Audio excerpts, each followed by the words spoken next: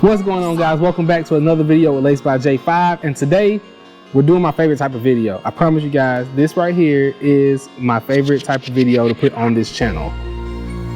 Here, let me come a little closer because this is important. I need you guys to understand this, right? Confession moment. I have a problem. I'm addicted to cars. I'm addicted to cars. There, I said it. That should make my wife happy. The first step is, what's the first step, Dasha?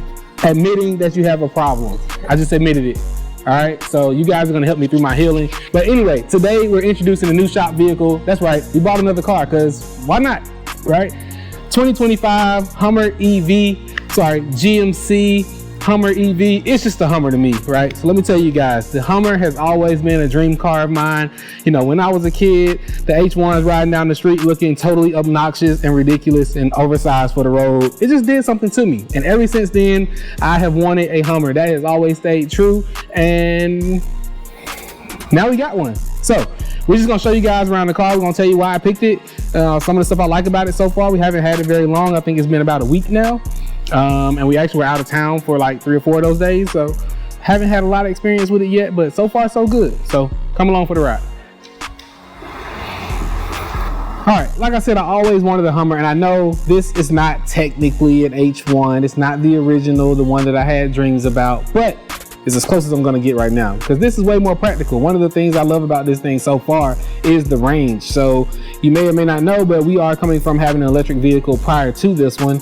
We had a Jaguar I-Pace. We actually traded that in when we got this, but the range on the I-Pace was okay. Advertised to be just shy of 240, but it's kind of hard to really see that like in the real world, especially highway driving. You know, driving the Jaguar on the expressway, we kind of would get like 150 or so miles, which is a lot shorter of a range than that 240 that you're hoping for, right? This thing is advertised, I think, somewhere around 320, and we've been getting more than that, or at least it's telling us we are, you know, since we've bought this one.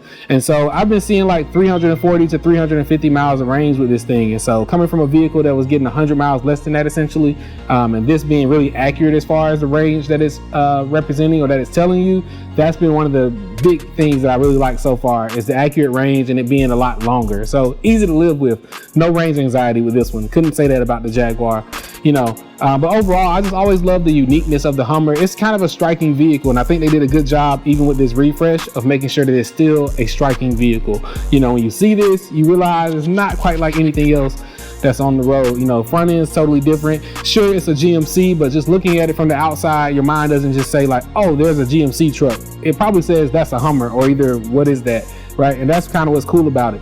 I don't think I've ever had a car that was I guess this new in its cycle, like in its life cycle. And so it's been interesting to drive around in something like this, and when people see it, it's kind of like they're seeing it either for the first time or this is their first like up close encounter with it. And I don't think I've ever had a vehicle like that. And so far that's been one of the plus.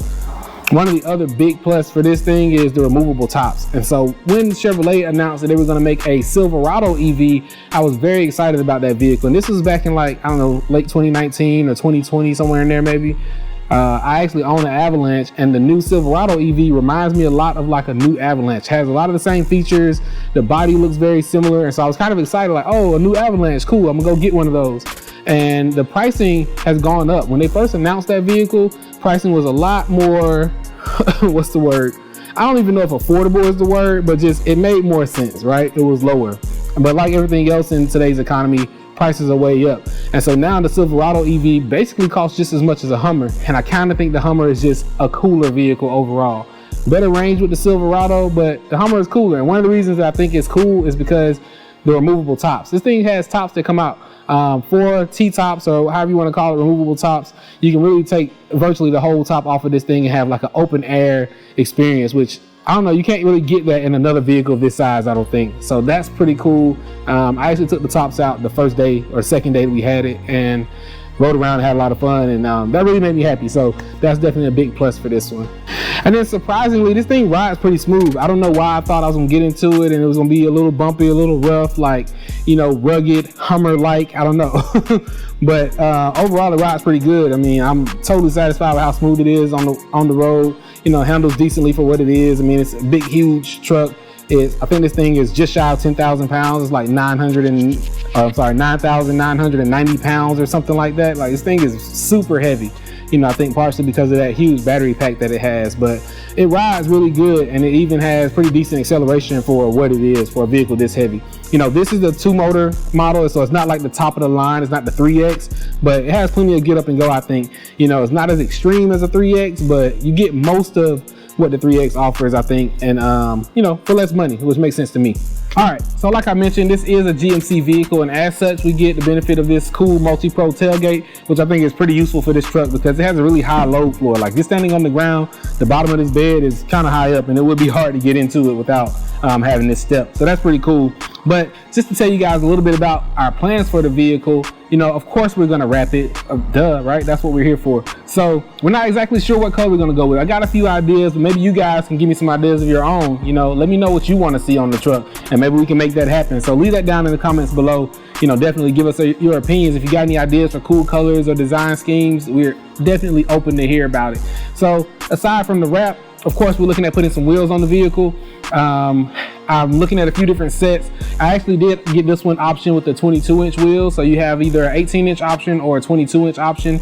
And I decided to go for the 22 because that's more my style. Now, you can't get the extreme off-road package with going with the 22-inch option. And so you lose like the WTF mode, you know, the Watch to Freedom, where you can do the super fast launch and all of that. But just for me and like what I like on the vehicle visually, the 22s work better for me. And that makes me not in a rush to change them out so quick. If I had the 18s, they'd probably be off like yesterday. But so definitely gonna do some custom wheels. We're also probably gonna do some minor audio upgrades. So the system in here is pretty decent. You know, it's not bad for a daily driver, but I'm kind of like a low-key audiophile, and so I could definitely use a little bit more volume and a little bit more kick with the bass or whatever. So we're gonna make some slight adjustments, you know, just to make sure it suits, you know, all of my tastes. I mentioned the removable tops, and so, you know, you got the tops out, you gotta be able to turn the music up loud and really have it, you know, really have it going. So what did I say? We're gonna do wheels, we're gonna do the wrap, window tint, of course. So the vehicle actually came from the dealer with some window tint on it. I'm a little undecided about if I'm just gonna leave the tint that they have or if I'm gonna go a little darker. I don't know, but we'll see. I think I'm gonna go some tint on the windshield. Shh, don't tell the police. Nothing too dark, but I think I just want to smoke it all the way out, you know, especially while it's black right now. I think that'll give it a great look. We actually already had someone do the window tint on the roof panels because this one does have the optional transparent sky panels, which was like the only other option I was looking for besides the wheels. I really wanted that, but it's kind of like a clear plexiglass or polycarbonate, kind of like what you would get in the Vet, you know, a Corvette that had the clear roof on it. And so I did have one of my buddies tint that out for me. Just because I got outside one day and it was hot, and I got in the truck and I could definitely feel that sun beating down on me, and I was like, all right, ASAP, got to get that tinted out. So we've already started a few things like that. We're also going to do some windshield protection on this one.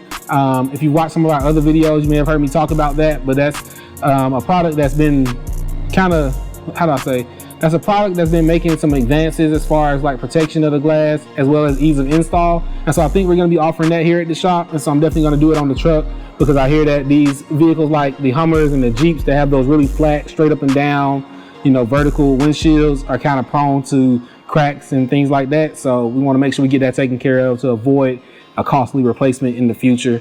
But right now, I mean, that's pretty much all we've got planned, and we're just going to play this one by ear. You know, we're going to make it cool. We're going to make it our own. That's always the plan when we get a new vehicle. You know, we're going to showcase some of the services that we offer here at the shop, of course.